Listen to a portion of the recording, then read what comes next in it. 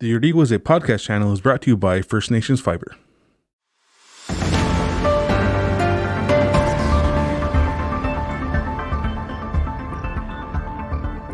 Welcome to the Iorì wase Front Page Podcast. In today's episode, we talk to the new Registrar of the Office of the Kahnawake Kanien'kehá Registry, Brooke Stacey, for updates on the Kahnawake Residency Law.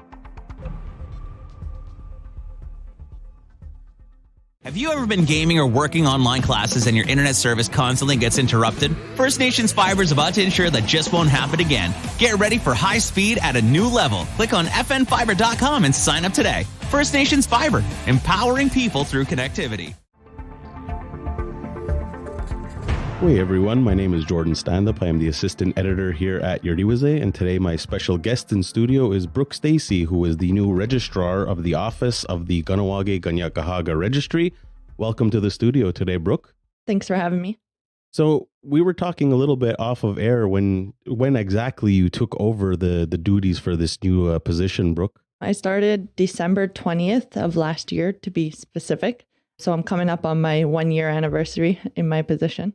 A lot of people might hear your job title and not necessarily understand exactly what you do. So would you be able to tell our listeners about some of the duties that you have for your job? Yeah, I actually get asked that question a lot when I'm like, oh, I'm the registrar. And they're like, oh, what is that? I'm like, oh, it's a big position. But I work a lot with the church records and our lineage. So most of the applications are lineage based. So a lot of that comes with reviewing, even like working with ancestry and then the church records. So I work a lot with that. And then some of the sections I have to do interviews with community members and also non-community members. So it's like a good mix of both. That's the gist of it. So it's approving people to live within Kahnawake who may not be on the registry. So that's anyone with under 4 great-grandparents who are Kanien'kehá. Yeah, it's a lot of independent work. We're also trying to get more information out to the community so that people know that it's here and that there's an opportunity for other Ungwehome people to also live within the territory. So if you have a partner who's from, say, Lushtagush or even like Mistisni way up north, they have an opportunity to come live within the community, which is a residency permit. And it's valid for about, I think it's 3 years. It's valid for 3 years. And then you can renew it. And then you have to reapply after 6 years. So what is the application process like for somebody who is trying to obtain one of these permits? So for the permit, the application is 3 pages. It's not very long. It depends which section you're actually applying under. If it's lineage based, so if you're Ungwehome from another community, you have to try your best to obtain that lineage information before. Jennifer McCumber is great. She'll help you. So like we can use Ancestry and she can reach out to the other communities and that she takes that initiative to do that. I also do my best once I get the information to do more Ancestry work if I have to. There's also the interview portion to show immediate family, community ties, and like if you're in a common law relationship with someone who's Kanien'kehá. So it really depends which section of the law you're applying under. So there's different circumstances, but that's like most of it. Right. So the more information that somebody could provide to you or to the department when they are making this application, it kind of expedites or speeds up the process if they're able to supply different things like you were mentioning with their lineage and different background information. If there's no files that are waiting to be reviewed, because there was a vacancy in my position for so long, there was a backup of files. So I'm still catching up. I think I'm actually caught up, but more have come in since I started. So it really depends if there's a lineup of files to be reviewed. But if you do have that lineage information, then I get the file right away and it doesn't have to be in Jenny's office waiting to get more information. So it's good to have all of it right away, but we'll do our best to also help and hopefully the process doesn't take too long. It really depends where the lineage comes from as well. Because if you come from, like Nunavut or something like that, like if it's harder to get the records or if they don't have any, that's also difficult. But we definitely try our best to get all that information if they don't have it. And does every application require you to meet with the person and have a face-to-face in order to gather all this information? I haven't done face-to-face yet because of COVID. We just opened our office, I think, last week. So for the interviews, that's when I would do face-to-face, or I could do it on the phone, whichever. I'm comfortable on the phone. It depends, I guess, if the person wants to come in or even if the person's here, because some people might be living away and applying. So it's having that option there for either or. I guess like with objections and complaints, that portion would also be face-to-face. But again, it's all new because of COVID. So I haven't done that yet. After they apply and the process gets rolling, is there a process where their names have to maybe made public for people to see who is applying and how that works? Yep. So anyone applying under the Kahnawake Residency Law, once their file's processed and everything is approved in that portion, so like the interview and checking the lineage and all that stuff, then they'll be posted to the community for 30 calendar days. And that's when objections can be made, where there's a whole section where the objection has to meet the criteria for me to review it. So they're posted for 30 days. And then after those 30 days, that's when I can either approve or deny the application.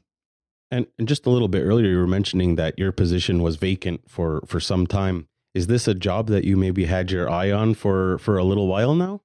So when they originally posted it, I was looking at it, and my schooling background is sociology. And that was the program that you needed to be the registrar. And I was like, oh, maybe I should apply just for fun. But I actually didn't apply. And then I think a year later was when it became vacant and I saw the posting. I was like, okay, might as well try. And I was living in Maine at the time, and me and my partner at the time were both looking for jobs to see, like, get a livable wage so that we can have our own place. And it just worked out. And you were balancing a very busy schedule, of course, at that time, and you still are, actually. Yeah, very, very busy right now with hockey and my son and this job.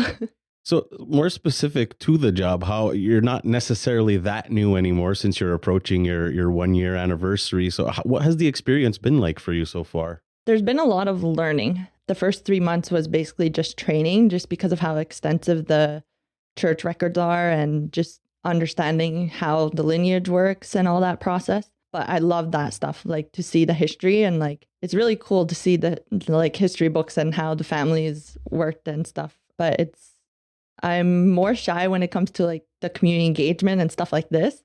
So that part I'm still adjusting to and trying to get used to. I'm used to interviews with hockey because I've been doing it my whole life, but this still seems relatively new. So it's definitely a little nerve-wracking, but I'm putting my feet more in the water as time goes. So it's been good so far. Is there any major updates or any updates that are time sensitive that you would like to share from your office or that particular department? So we'll be hosting a kiosk in the service complex lobby on December 1st. I don't know when the bank opens, but it's from when the bank opens to lunchtime. Both the laws are available online to view. They're really open to anyone to apply. It's not specific just to Kanien'kehá, Kahnawake, or children. So if you have a partner from somewhere else or really anything, you can look up the law and see if it pertains to you. I think it's really important to know that information. But it's a lot to share here because there's so much. Oh, absolutely. And I'm assuming that information is on the Mohawk Council of Kahnawàke's website? Yeah, you can find it on there. And the Kahnawake Decisions Making website, I believe it's on there as well. And a little bit more about the kiosk that you guys are going to be having. Is it really just to meet the community and answer any questions that they might have about the law? Yeah. So if anyone has any questions, if they read over it and are like, oh, what's this? Or they just want to talk to me, that's okay too. So I'll be out there probably for a few hours. I also have a survey that people can fill out and you can have a chance to win a prize. I don't know what the prize is yet, but there'll definitely be a prize. In your experience so far on the job, what's one of the questions that you get asked the most about the law? Is there anything in particular that you seem to hear or themes that you hear more often with questions? I guess with the Kahnawake Residency Law, I notice a lot with objections. That's really the only time that people call me, is to like see if their objection would be like meet the criteria within the law to be approved as an objection. So I guess that's an important section for people to read about as well, because it's very specific. But ultimately, it will be my decision once I see the objection to decide if it's applicable to it. So yeah, I think that's what people are always wondering about.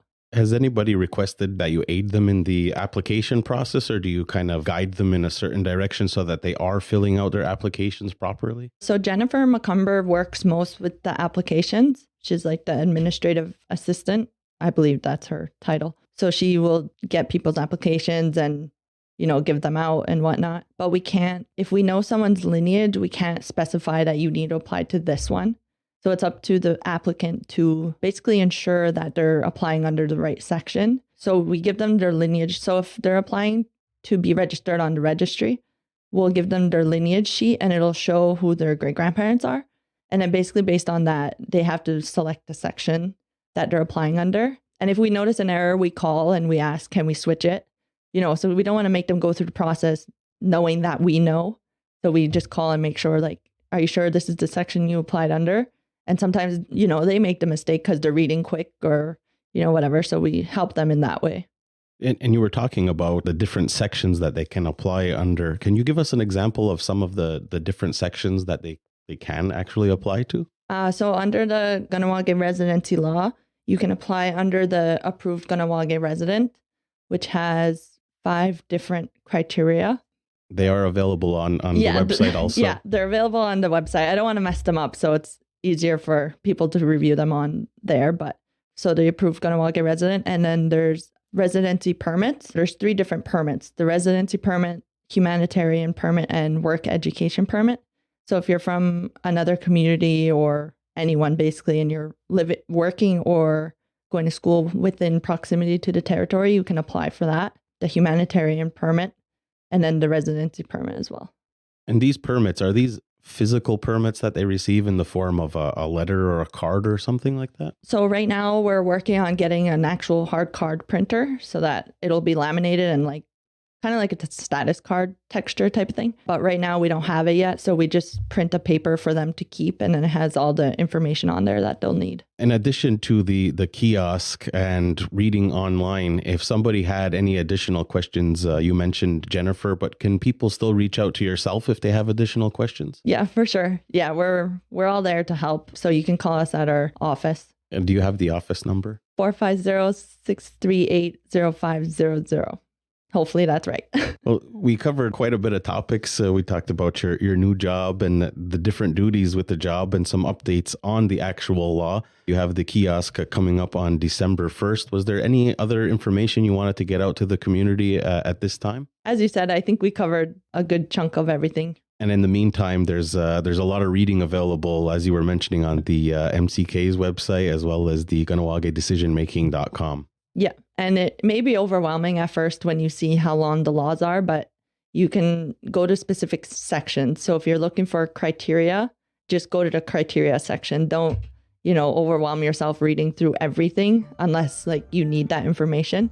It's same for the objections. If you want to know what the criteria is for objections, go to the objections section and just read through that because it's really overwhelming at first. You've got yourself a new job, which keeps you very busy. You have a baby that keeps you very busy and a professional hockey career to balance. So I thank you very much for coming in this morning and talking to us, Brooke. Thanks for having me. Nyawagoa. Yeah.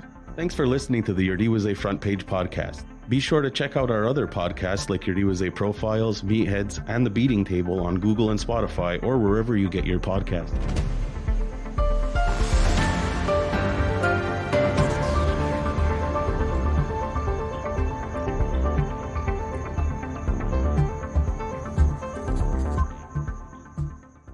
The views and opinions of the guests expressed in this podcast do not reflect those of Iorì Wase and its employees.